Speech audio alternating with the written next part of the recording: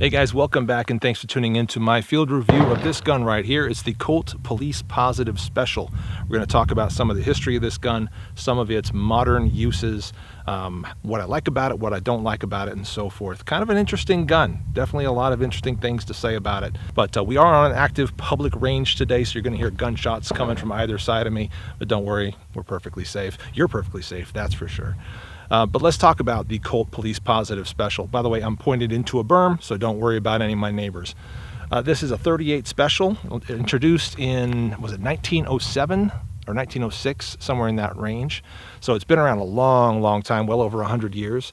And this was, I believe, sort of a new version of the Colt Police Positive, and that one was in 32 caliber. Then they sort of lengthened the frame to be able to make it in 38 Special, which this one is.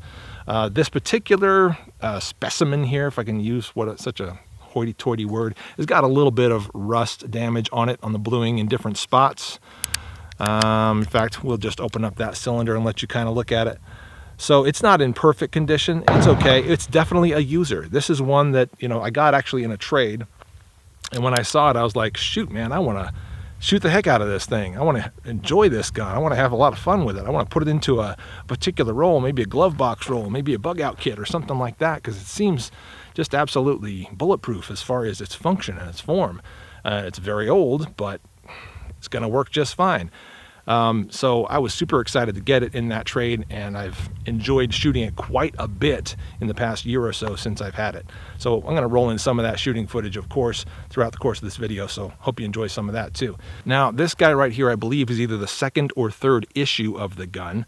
I don't know the exact year that this one was made. I could probably look it up by the serial number and put an annotation if I remember to do that. 1964. The reason I think this is the second or third issue is that we do have sort of the checkered walnut grips on it, as well as the texturing on the top of the frame there, which aids in, you know, sort of anti-reflective sort of a thing.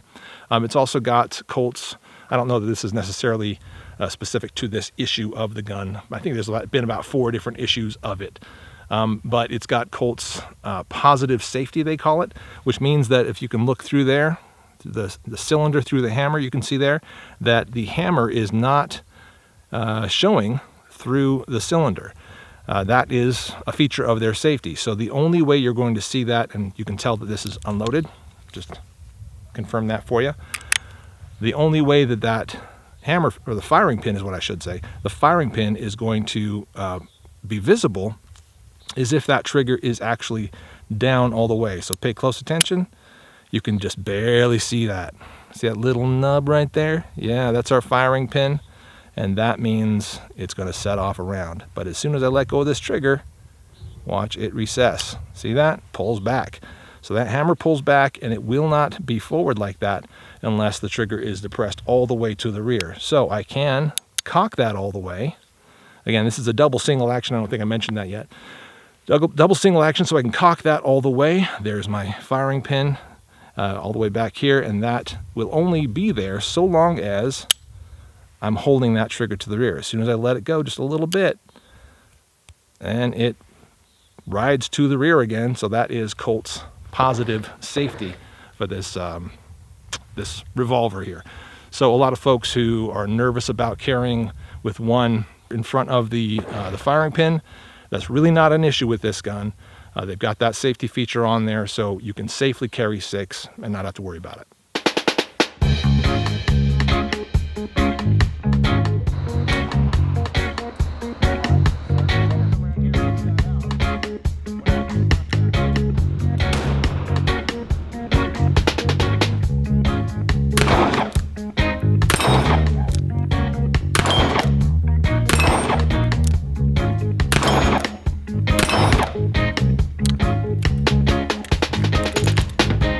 Police Positive Special came in a number of different barrel lengths. This is the 4-inch. There was also a 5 and a 6. I think the 4-inch is probably the most useful. You've also heard of Colt's Detective Special. I believe that's totally based on this gun, and it's just a snub nose version of this whole thing.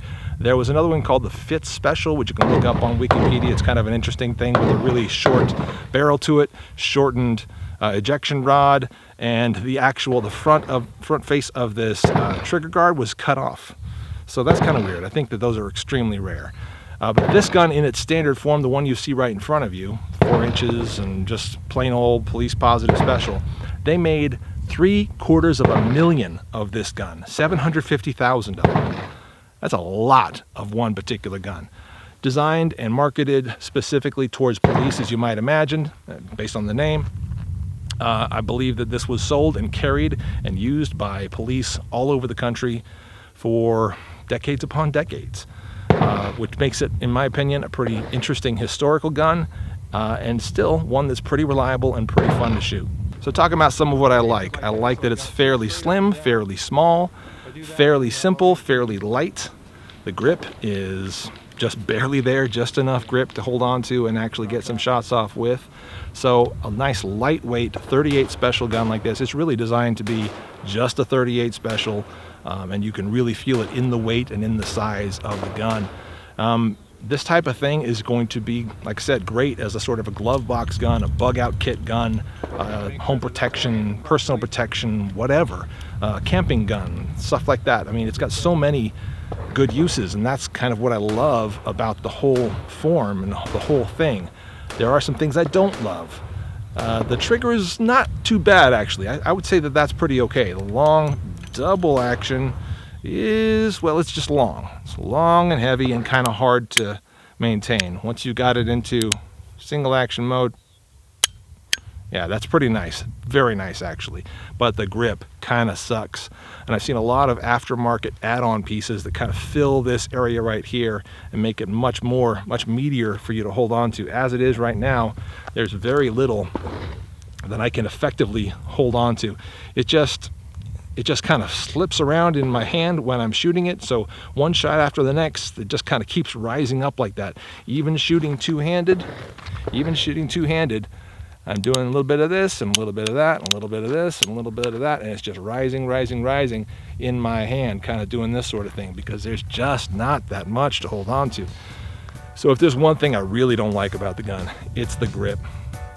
On the other hand, it looks cool. So, you know, good things and bad things.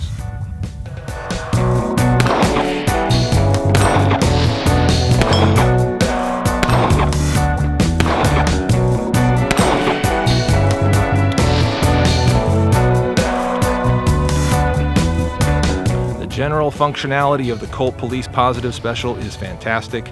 Super simple sights on it. You got a big old blade there in the front and a nice groove down the top of the frame. Real easy to line up, real easy to use. I like the sights just fine. Hammer, also great. You know, the travel is not too bad. Definitely does not obstruct the sight picture when it's up, so that's really important. Using the cylinder release right here, it's very Colt-like. I mean, this is kind of Colt style, and it's very easy to use. You pull back on it, push it out, dump your rounds, reload your rounds, close it up, ready to fire again. Standard revolver stuff. Some revolvers you push in, some you pull back, some you maybe do something else. This is the Colt style pullback, and I don't have a problem with it. It's just a matter of sort of training with it, shooting it a bunch, getting comfortable with it. That's all it is. Speaking of reloading, why don't we go ahead and reload this guy? Got my ears on, got the gun ready to go, and I've got some ammo on me. So let's show you this. This is the Packmeyer competition speed loader. They're real fast, real easy, and they work with this gun. Now this is designed to work with K-frame Smith & Wessons, I believe, but it does work with this Colt Police Positive Special. You have to kind of use it the right way, but it totally works. You just got to get one of those flats against the gun. You can see what I mean by that. Get one of the flats against the gun, and it will totally go in. See that? Once you've got one of those flats in there, then it's just a matter of twisting this. Hold on to the cylinder, because it's going to twist too. Twist that. Releases the rounds. You need that flat so that you can get past the grip there. And then you just drop that guy, and you're ready to shoot a little bit. Since we're ready, let's shoot a little bit.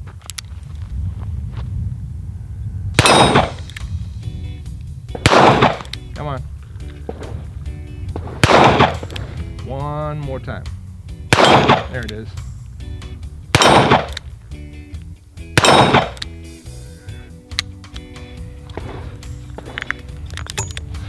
We're going to try to demonstrate a little bit better handling this time. And we will this time use the Bianchi speed strips.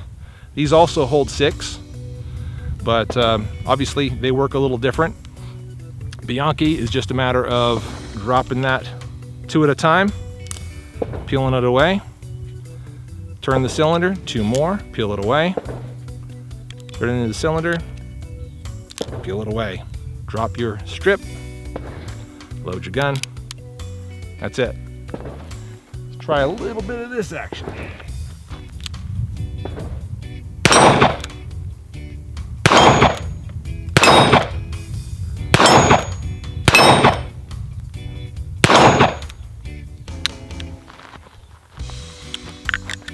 Yeah, got another one of those competition loaders on me. Let's go ahead and use that.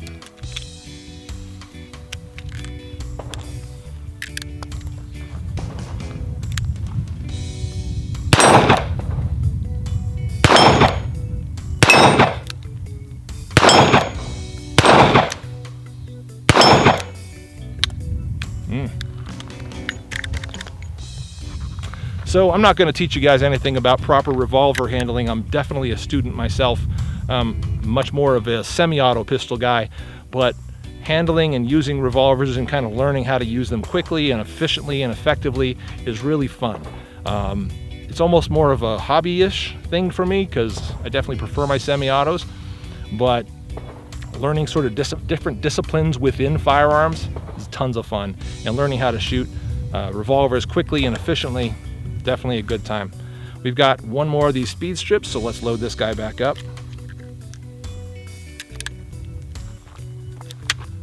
There we go.